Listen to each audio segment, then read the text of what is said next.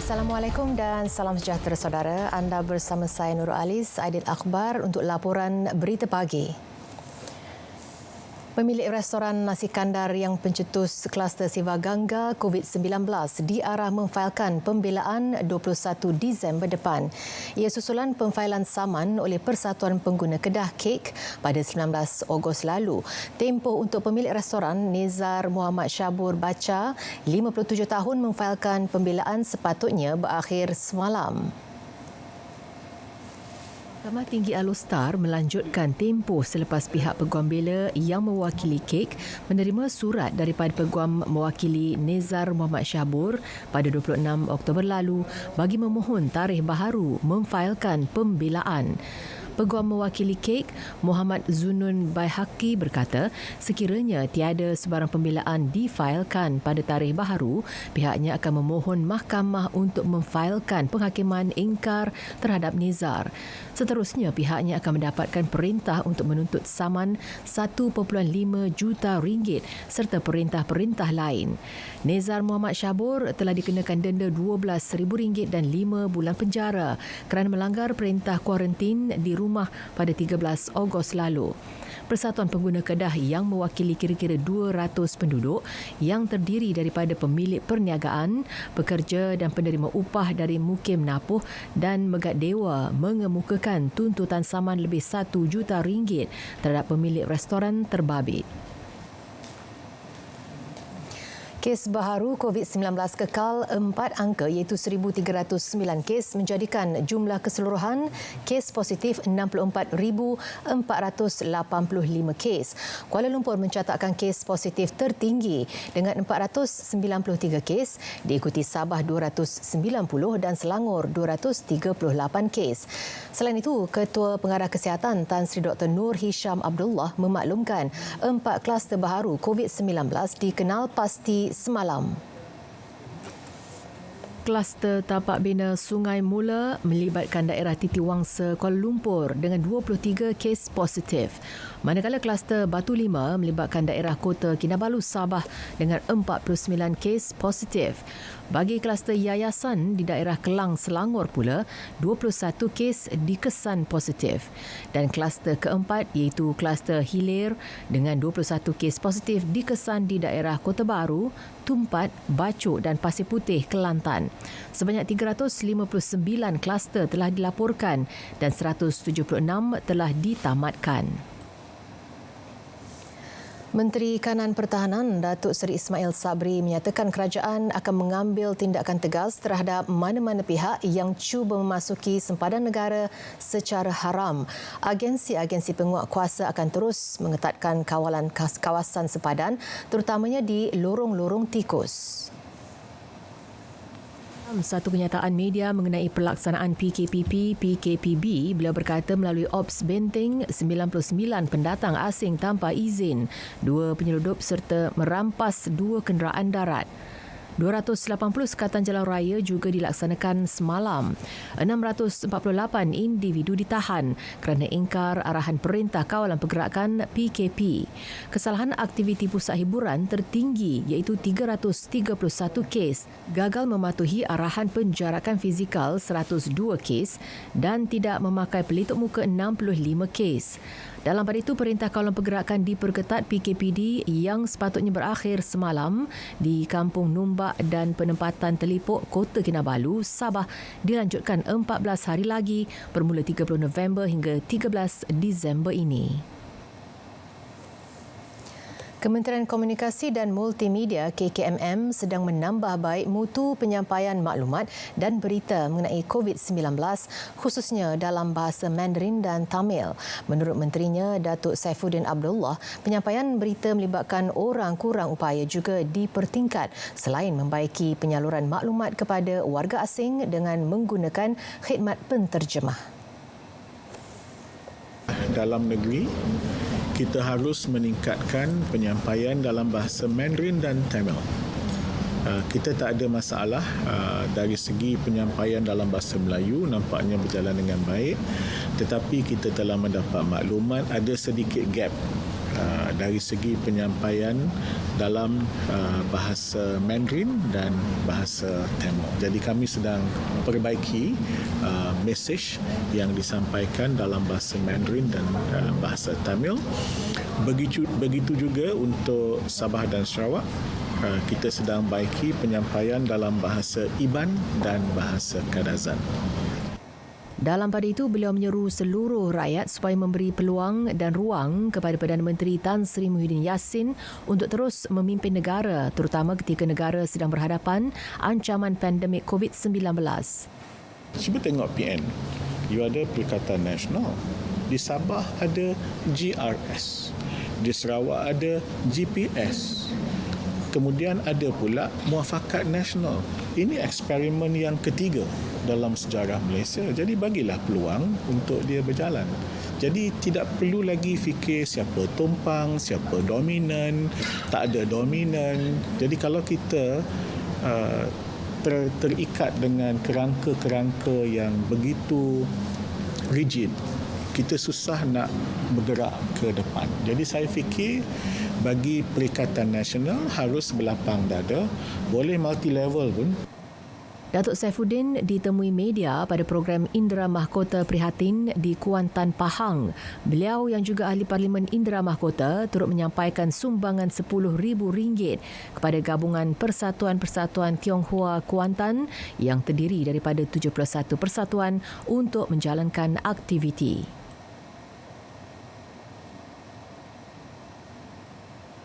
Berkuat kuasa 1 Ogos 2020. Pemakaian pelitup separuh muka diwajibkan di tempat awam dan sesak semasa menggunakan pengangkutan awam seperti bas, taksi, LRT, KTM, kenderaan e-hailing. Juga semasa berada di tempat awam seperti pasar awam, pasar tani, pasar malam, pasar raya, tempat tumpuan pelancong dan panggung wayang. Tidak diwajibkan memakai pelitup separuh muka semasa menggunakan kenderaan persendirian. Kanak-kanak berusia 2 tahun ke bawah dan kanak-kanak juga tidak digalakkan dibawa ke tempat awam yang sesak. Tidak diwajibkan memakai pelitup separuh muka ketika melakukan aktiviti fizikal serta semasa bersenam atau beriadah.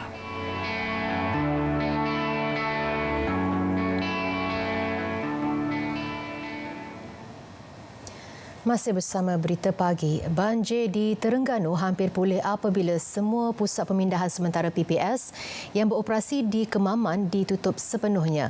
Menurut Ketua Sekretariat Pengurusan Bencana Negeri, Lieutenant Colonel Pertahanan Awam, Cik Adam Rahman, kini hanya tinggal 1 PPS sahaja beroperasi di Sekolah Menengah Kebangsaan Mercang. 8 penduduk terjejas banjir daripada 3 keluarga masih berada di PPS berkenaan. Jelas Lieutenant Colonel Cik Adam, akibat banjir termenung, mereka tidak dapat pulang ke kediaman masing-masing. Pengurusan bencana banjir fasa 2 yang bermula Selasa lepas berjalan lancar dengan kerjasama pelbagai agensi di samping pematuhan SOP yang tinggi. Sementara itu, di Kelantan, hujan lebat menyebabkan paras air di Sungai Golok naik mendadak mengakibatkan beberapa kawasan rendah di sekitar Rantau Panjang dan Pasir Mas dinaiki air.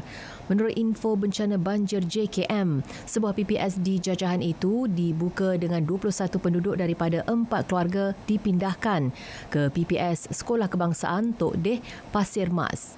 Laman web public.info banjir pula melaporkan Sungai Golok di Rantau Panjang merekodkan bacaan melebihi paras bahaya iaitu 9.41 meter, manakala lain-lain sungai utama berada di paras normal.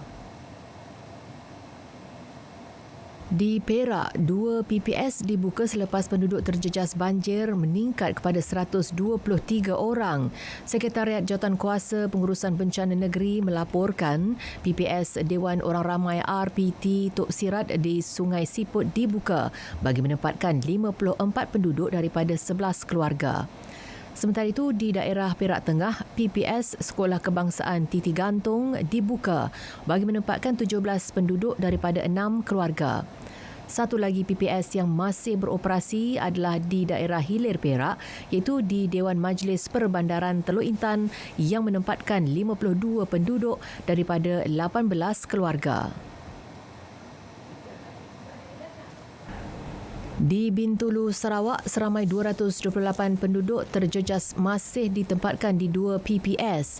Residen bahagian Bintulu, Jack Aman Laut mengesahkan seramai 184 penduduk terjejas daripada 61 buah keluarga ditempatkan di PPS Dewan Suara. Di Limbang pula, Pegawai Pertahanan Awam APM Limbang Kapten Sulaiman Salama memberitahu jalan menuju ke Kampung Bukit Batu Ulu Medamit dan Kampung Tanjung terputus hubungan selepas dinaiki air. Kejadian hujan lebat dan pertembungan air pasang besar menyebabkan berlaku limpahan air sungai.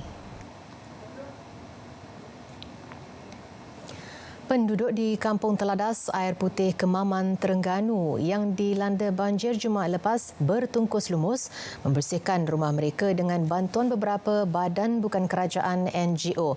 Hampir setiap lantai rumah penduduk terjejas diseliputi sampah sarap dan lumpur setebal 4 inci menyebabkan kerja-kerja membersih menjadi sukar dan memaksa mereka menggunakan penyembur air bertekanan tinggi atau waterjet. Penduduk terbabit bersama NGO terpaksa bekerja keras mencuci pelbagai barangan termasuk perabot dalam rumah di samping mengasingkan perabot rosak selepas ditenggelami banjir untuk dibuang. Tinjauan RTM di kampung terbabit mendapati penduduk bergegas pulang ke rumah masing-masing dari pusat perpindahan sementara PPS selepas air surut untuk mencuci rumah. Seorang penduduk Zamrizal Mat Ali berkata sebelum ini air banjir tidak pernah naik hingga setinggi itu dan arusnya juga amat deras dan lumpur yang dibawanya juga begitu tebal. Lumpur memang banyak lah. Memang banyak. Tebal tu memang tebal lah tapi biasalah orang ni. Kena tiap-tiap tahun memang macam ni lah. Biasa. Jadi kan macam kita ni biasa dah lah. Bagi kita. Ada tapi umur saya tak ada lah. Kat tempat lain ada. Tu bimbang tu memang ada memang. Takut sekali lagi naik ke. Seorang lagi penduduk, Zaidiza Mat Ali berkata banjir kali ini naik dengan begitu cepat menyebabkan mereka gagal menyelamatkan sebahagian harta benda dan lumpur yang dibawa amat banyak dan terpaksa dicuci berkali-kali.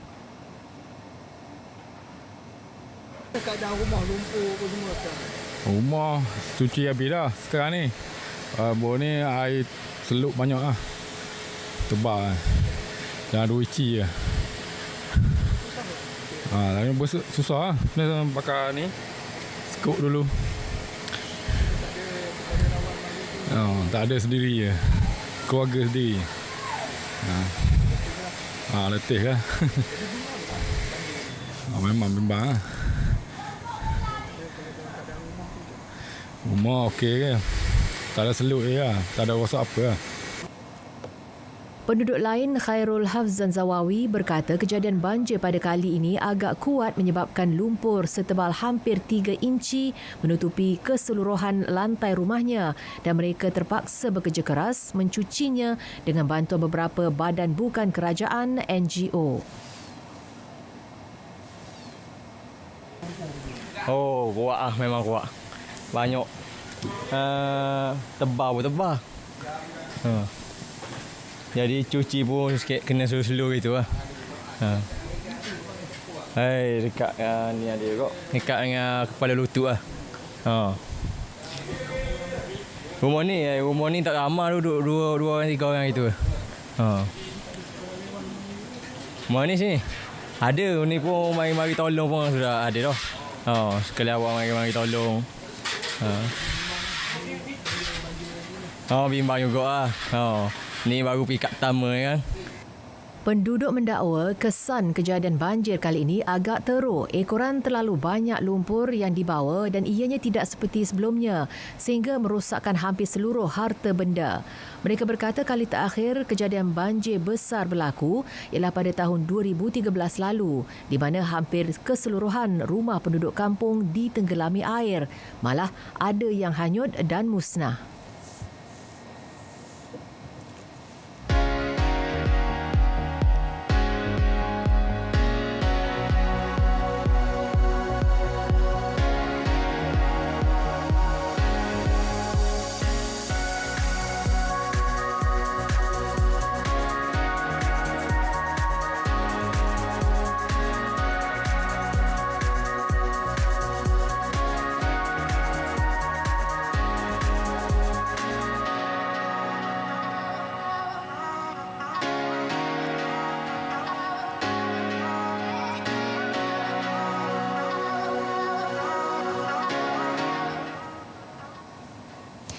Setiap anggota keselamatan yang terbabit dalam operasi kawalan sempadan diingatkan untuk terus berwaspada dan meningkatkan aspek kesiagaan operasi terutama di lokasi panas ataupun lorong tikus. Tegas Panglima Angkatan Tentera Malaysia ATM Jeneral Tan Sri Effendi Buang, kawalan ketat secara bersepadu melalui operasi benteng contohnya antara faktor penjenayah rentas sempadan merasa terhimpit lalu bertindak agresif. Kita tingkatkan lagi sebab sekarang ni nampaknya dengan operasi yang kita lakukan sekarang ni diorang dah cok dah tempat tu dia tak boleh masuk, cuma ada certain area dia masuk. Apabila dia masuk tu dia masuk dengan cara macam orang desperate bersenjata apa semua. Ini yang kita mana dia apa yang kita buat selama ni diorang dah macam kata orang tersempit dempit. Sekarang ni diorang nak cari tempat mana diorang masuk.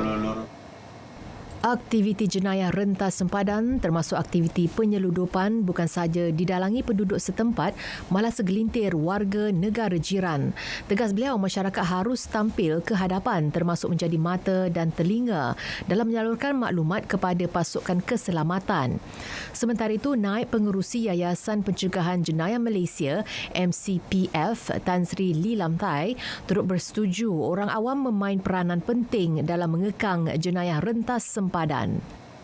Orang ramai dan anggota masyarakat boleh memainkan itu peranan dengan menjadi mata dan telinga untuk pihak berkuasa. Dan apabila sesuatu maklumat dapat diperolehi oleh anggota masyarakat, jadi saya berharap bahawa informasi ataupun maklumat ini dapat disalurkan kepada pihak berkuasa agar tindakan sewajarnya dapat diambil. Sebarang maklumat aktiviti jenayah rentas sempadan boleh dilaporkan dengan menghubungi hotline Pusat National Task Force NTF seperti tertera.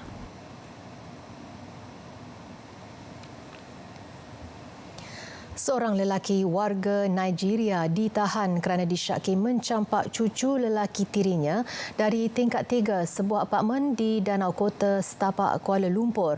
Ketua Jabatan Siasatan Jenayah Kuala Lumpur SAC Nik Ros Azhan, Nik Abdul Hamid berkata, suspek yang berusia 42 tahun ditahan di rumahnya sejurus selepas kejadian itu kira-kira pukul 8 pagi. Kejadian berlaku apabila suspek cuba merogol salah seorang anak perempuan tirinya berusia 24 tahun yang mempunyai anak lelaki berusia 4 tahun.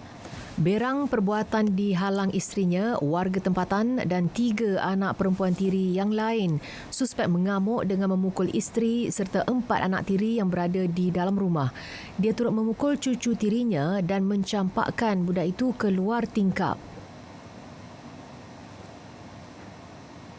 Siasatan awal daripada pihak polis, kita dapati satu family yang tinggal di sebuah rumah di apartmen ini yang mana mempunyai 5 orang anak dan juga 1 cucu di mana pada pagi tadi berlaku pertengkaran antara suami isteri di mana suspek satu lelaki warga negara Nigeria merupakan suami kepada mangsa telah cuba merogol salah satu anak tirinya dan kemudian telah cuba melemaskan seorang anaknya yang berusia 8 tahun.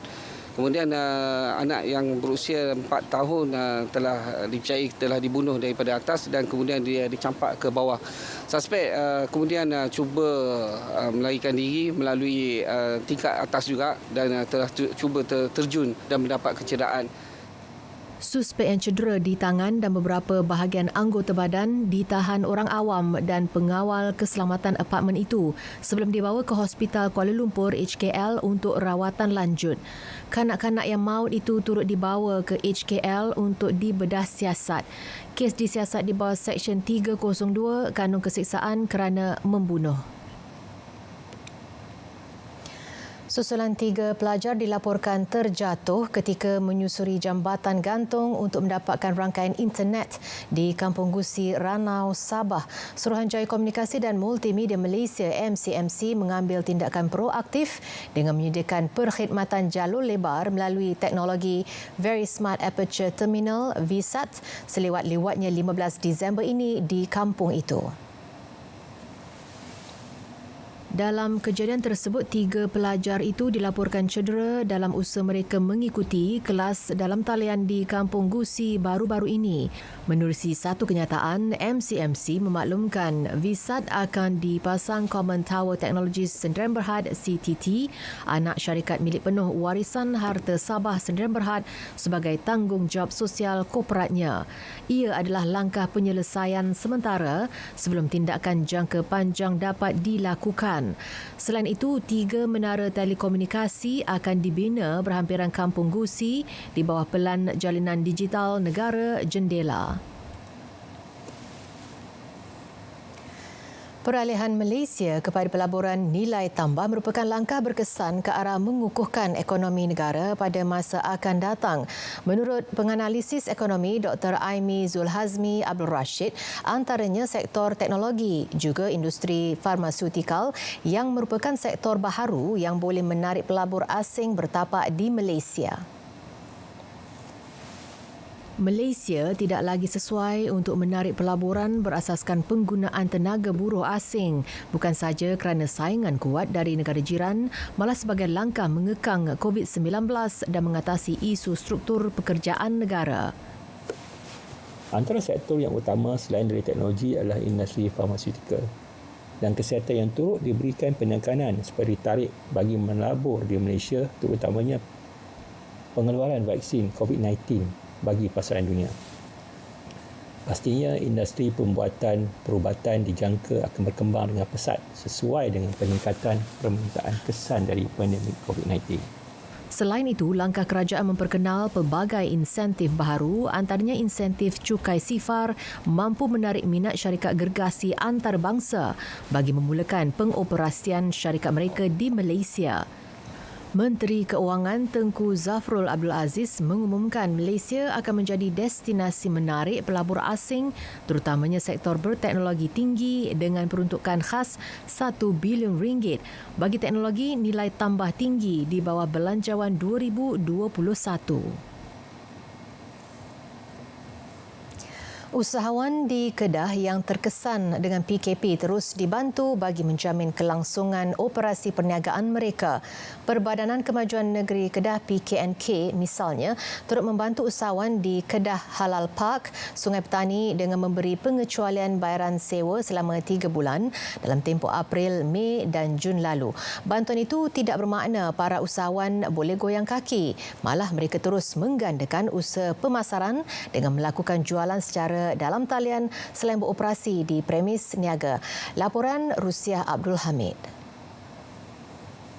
Kedah Halal Park KHP menyediakan prasarana perniagaan kepada para usahawan yang ingin mengembangkan perniagaan mereka ke premis yang lebih kondusif. Dalam masa sama, bertindak sebagai pusat pengeluaran bersepadu yang memenuhi piawaian halal bagi produk makanan dan minuman.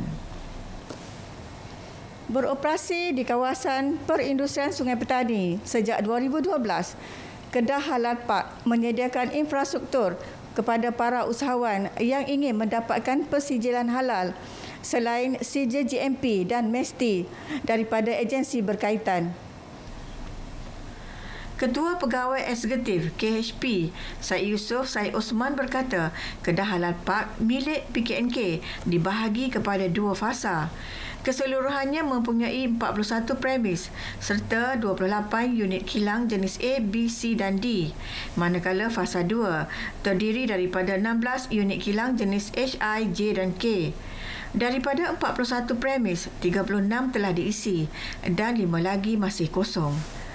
Pembangunan turut dilengkapi kemudahan pejabat pengurusan, Dewan Seminar, Bilik Mesyuarat, Bilik Kenamaan, Kafetaria, Kaunter Pengawal Keselamatan dan surau.